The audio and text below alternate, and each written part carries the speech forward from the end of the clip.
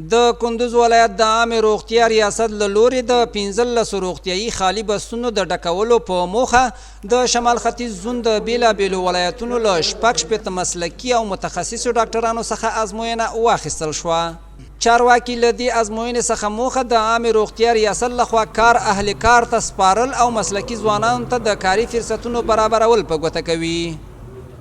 ان شاء الله پروسه ډیره شفافه او له اطمینان نه ډکه ده او ټول د کندوز خلکو ته اطمینان ورکوو چې ان شاء الله د سطح عامې ریاست رهبري کوشش کوو له خیره چې ډېر هغه کسان هغه ډاکټر صاحبان چې بیکاره دي او اسناد لري او وړتیا لري او لایقه دي ان شاء الله هغه په ښه بستونو کې د خپلو ولس لپاره او د خپلو وطنوالو لپاره د خدمت مصدر وګرځوو.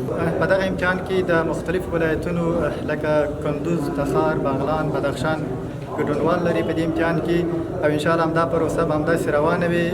سبا هم امتحانونه لرو چې هغه به د وناسو په برخه وي.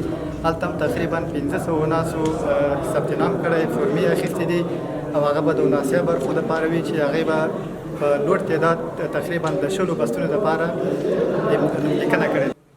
بل لور ته بیا دغه مسلکي ځوانان د دې ازموینې په شفافیت ټینګار کوي او د اسلامي امارت له سیمه ییز حکومت څخه لوستو ځوانانو ته د کاري فرصتونو د برابرولو غوښتنه کوي. نن ورځ راغلی امتحان سانته پروسه شفاف او ان شاء الله مشکل ورکې نه وو. نو امتحان کې باید سوالونه لږ زره پورته راغلي وو د موږ د سویې نه پورته، نو بیا هم ښه نسبتا ښه. نو اسلامي امارت نه همدا خواهش ده چې هر چا ته خپل حق حقدار ته وسپاري. امتحان ماشاءالله ډېر ښه روان دی او سوالونه هم نه ډېر سخت او نه ډېر اسانه وو. څومره چې آمادګي ورته نیولې وه امتحان هم ورکړو. نو له امارت اسلامي نه هم غوښتنه دا ده چې دغه تخنیکي او مسلکي ځوانانو ته د کار زمینه او دغه امتحاناتو پروسه ډېره شفافه ترسره کړي.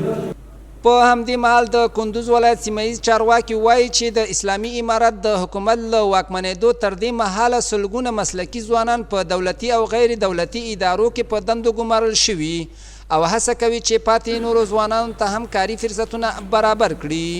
مرکزی حکومت ترڅنګ د کندوز محلي حکومت هم په همدې هدف چې ځوانانو ته کاري فرصتونه برابر کړي.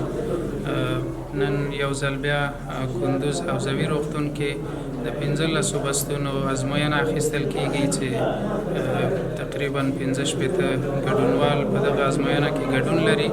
هدف همدا ده له دغه ازموینې او آزاد رقابت څخه چې ځوانانو ته کاري فرصتونه هم برابر سي، د کار او خدمت زمینه ورته برابر سي. او زموږ هیله او غوښتنه له ځوانانو څخه دا ده چې هر کله دوی دغو بستونو ته کامیابیږي باید د دوی نیت او اراده باید دا وي چې ولسونو ته په پوره اخلاص او ژمنتیا سره کار وکړي.